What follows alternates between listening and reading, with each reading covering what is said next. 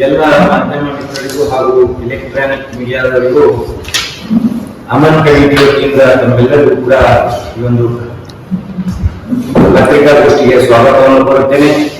ಅದೇ ರೀತಿ ನಮ್ಮ ಒಂದು ಅಮನ್ ಕಮಿಟಿ ವತಿಯಿಂದ ಜಮಖಂಡಿ ನಗರದಲ್ಲಿ ಒಂದು ಐತಿಹಾಸಿಕ ಕಾರ್ಯಕ್ರಮ ನಡೀತಾ ಇದೆ.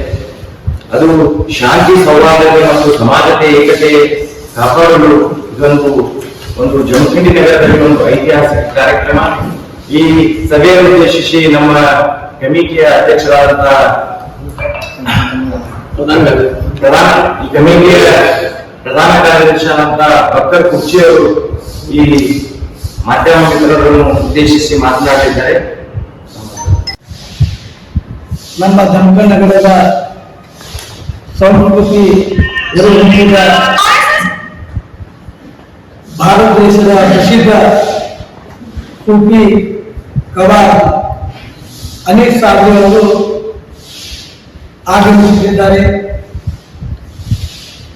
ಈ ದೇಶದಲ್ಲಿ ಭಾರತ ದೇಶಭಕ್ತಿ, ನಮ್ಮ ಜಲ, ನಮ್ಮ ನೆಲ, ನಮ್ಮ ಮಣ್ಣು, ದೇಶಭಕ್ತಿ ಮೂಲಕ ಹಿಂದೂ ಮತ್ತು ಮುಸ್ಲಿಮರ ಭಾವ್ಯತೆಯ ಸಂಕೇತ ಸಾರುವ ಸಮಯ. ಇವತ್ತು ದೇಶದಲ್ಲಿ ಭಾರತದ ಪ್ರಸಿದ್ಧ ಗಾಯಕರಾಗಿ ಅನಿಲ್ ಸಾಬ್ರಿ ಅವರು ನಮ್ಮ ಜಮಖಂಡಿ ನಗರಿಗೆ ಪ್ರಪ್ರಥಮ ಬಾರಿಗೆ ಆಗಮಿಸುತ್ತಿದ್ದಾರೆ.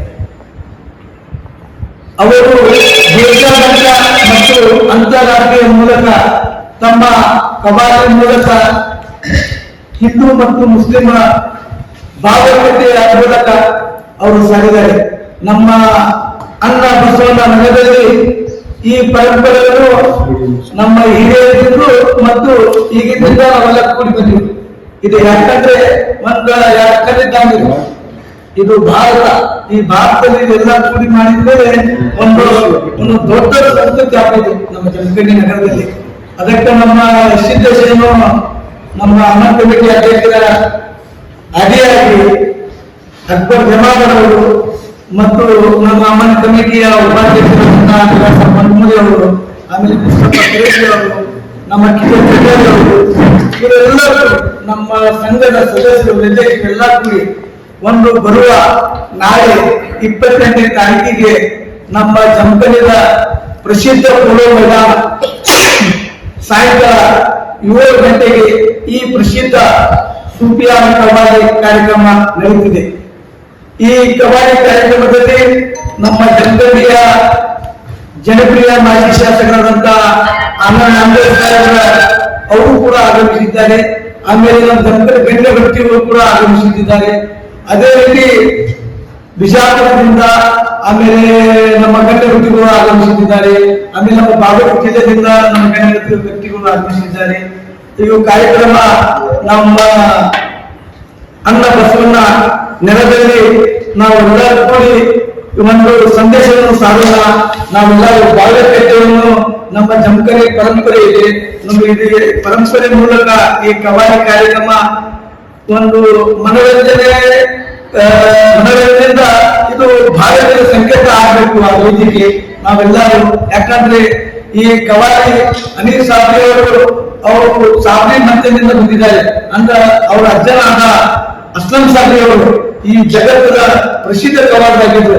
ಅದೇ ರೀತಿ ಅನೀಸ್ ಸಾಬ್ರಿ ಅವರು ಕೂಡ ಈ ಜಗತ್ತದ ಪ್ರಸಿದ್ಧ ಭಾರತ ದೇಶದ ಕವಾಲಾಗಿ ನಮ್ಮ ಜಮಖಂಡಿ ನಗರಕ್ಕೆ ಬರಲಿದ್ದಾರೆ. ದಿನಾಂಕ 28/1/2026 ಸಾಯಂಕಾಲ 7 ಗಂಟೆಗೆ ಸ್ಥಳ ಪೋಲೋ ಮೈದಾನ ಜಮಖಂಡಿ. 28/1/2026 ಜಮಖಂಡಿಗೆ ಪ್ರಥಮ ಬಾರಿಗೆ ಆಗಮಿಸುತ್ತಿರುವ ಅನೀಸ್ ಸಾಬ್ರಿ ಅವರು ಏನಿಲ್ಲ ಈ ಕಾರ್ಯಕ್ರಮಗಳಿಗೆ ಕಾರಣ ಏನಂದ್ರೆ, ಈಗ ಹಿಂದೂ ಮುಸ್ಲಿಂ ಭಾವೈಕ್ಯತೆ ಕೂಡಲಿ ಅಂತ ಹೇಳಿ ಒಂದು ಕವಾಲಿ ಕಾರ್ಯಕ್ರಮವನ್ನು ಹಮ್ಮಿಕೊಳ್ಳಲಿಕ್ಕೆ ಅಮನ್ ಕಮಿಟಿಯನ್ನು ಹಮ್ಮಿಕೊಂಡಿದ್ದೀವಿ. ಈ ಕಾರ್ಯಕ್ರಮದಲ್ಲಿ ನಮ್ಮೆಲ್ಲ ಜನಪ್ರಿಯ ನಾಯಕರಾದ ಆನಂದ್ ನಾಗೂರ್ ಸಾಹೇಬರು ಭಾಗವಹಿಸಲಿದ್ದಾರೆ. ಹಾಗೂ ದಿವ್ಯ ಸಾಹಿತ್ಯರಾದ ಆನಂದ್ ದೇವರು ಅವರು ಭಾಗವಹಿಸಲಿದ್ದಾರೆ. ಆಮೇಲೆ ನಮ್ಮ ಬಿಜಾಪುರದಿಂದ ಹಮೀದ್ ಮುಸ್ಲಿಂ ಅವರು ಆಗಮಿಸಲಿದ್ದಾರೆ. ಆಮೇಲೆ ಹಲವಾರು ನಮ್ಮ ಜಮಖಂಡಿ ನಾಯಕರುಗಳು ಅವರು ಭಾಗವಹಿಸಲಿದ್ದಾರೆ. ಈ ಕಾರ್ಯಕ್ರಮ ಹಮ್ಮಿಕೊಳ್ಳಲು ನಾವು ಬಹಳ ಕಾತರಲಿದ್ದೀವಿ. ಆದ ಕಾರಣ ಈ ಕಾರ್ಯಕ್ರಮ ನಮ್ಮ ಮಕ್ಕಳೆಲ್ಲ ಹೇಳಿದ್ದಾರೆ. ಈಗ ನಾ ಏನ್ ಹೇಳುತ್ತೆ ಇಲ್ಲ ಹೆಚ್ಚ ಇದು ನಾಳೆ 28/1/2026 ಅನೀಸ್ ಸಾಬ್ರಿಯವರು ಬರಲಿದ್ದಾರೆ. ಮತ್ತು ಎಲ್ಲ ಜಾಸ್ತಿ ನಾಗರಿಕರಿಗೆ ವಿನಂತಿ ಮಾಡ್ತಾರೆ, ಎಲ್ಲರೂ ಬರ್ಬೇಕು ಕೇಳಾಗ. ಮತ್ತ ನಮ್ಗೇನ್ ಹೆಚ್ಚು ಕನ್ನಡ ಮಾತಾಡಕ್ ಬರಂಗಿಲ್ಲ, ಎಷ್ಟು ಮಾತಾಡ್ತೀವಿ ಈಗ ಎಲ್ಲ ಮೀಡಿಯಾಗಳು ಮಾತಾಡ್ತಾರೆ ಬಾರಿ ಇದೈತಿ. ಆಗ ಏನೈತಿ ಎಲ್ಲ ಹೆಚ್ಚು ಸಂಖ್ಯೆಯಲ್ಲಿ ಬಂದು ಅದಕ್ಕೆ ಕಾರ್ಯಕ್ರಮ ಸಕ್ಸಸ್ ಮಾಡ್ಬೇಕಂತ ನಿಮ್ಗೆ ಕಳ್ಕೊಳ್ಳೋದನ್ನ ಕೇಳ್ಬೇಕು. ಈ ಕವಾಲಿ ಕಾರ್ಯಕ್ರಮ ಒಂದೇ ಧರ್ಮಕ್ಕೆ ಸೀಮಿತವಾಗಿಲ್ಲ, ಎಲ್ಲಾ ಧರ್ಮದವರನ್ನು ಒಳಗೊಂಡು ಈ ಕಾರ್ಯಕ್ರಮ ಜಮಖಂಡಿ ನಗರದಲ್ಲಿ ಒಂದು ಐತಿಹಾಸಿಕ ಕಾರ್ಯಕ್ರಮ ನಮ್ಮ ಅಮನ್ ಕಮಿಟಿಯ ವತಿಯಿಂದ ಈ ಕಾರ್ಯಕ್ರಮ ಹಮ್ಮಿಕೊಂಡಿದ್ದೇವೆ. ಈ ಅಮನ್ ಕಮಿಟಿ ಮೂಲ ಉದ್ದೇಶ ಏನಂದ್ರೆ ಜಮಖಂಡಿ ನಗರದಲ್ಲಿ ಒಂದು ಭಾವೈಕ್ಯತೆ ಸೃಷ್ಟಿಸುವಂತ ಕೆಲಸ ನಮ್ಮ ಅಮನ್ ಕಮಿಟಿ ಹಾಗೂ ಈ ಕವಾಲಿ ಕಾರ್ಯಕ್ರಮದ ಮೂಲ ಉದ್ದೇಶವಾಗಿದೆ. ಅದಕ್ಕಾಗಿ ಇವತ್ತಿನ ದಿನಮಾನಗಳಲ್ಲಿ ಅತಿ ಹೆಚ್ಚು ಜಾತಿಗಳ ನಡುವೆ ವಿಷಬೀಜ ಬಿತ್ತುವಂತ ಕೆಲಸ ನಡೀತಾ ಇದೆ. ಈ ಒಂದು ವಿಶ್ವ ಖ್ಯಾತ ಗವಾಲಿ ನಾಯಕರು ಹೇಳ್ತಾ ಇದ್ದಾರೆ ಅನೀಸ್ ರಹೀಸ್ ಸಾಬ್ರಿ ಅವರು ಬಹಳಷ್ಟು ದೇಶಭಕ್ತಿ ಗೀತೆಗಳಾಗಿ ಹಾಗೂ ಭಾವೈಕ್ಯತೆ ಗೀತೆಗಳನ್ನು ಕೂಡ ಅವರು ಜಮಖಂಡಿ ನಗರದಲ್ಲಿ ಒಂದು ಬೃಹತ್ ಪೋಲೋ ಮೈದಾನದಲ್ಲಿ ಈ ಕಾರ್ಯಕ್ರಮ ನಡೀತಾ ಇದೆ.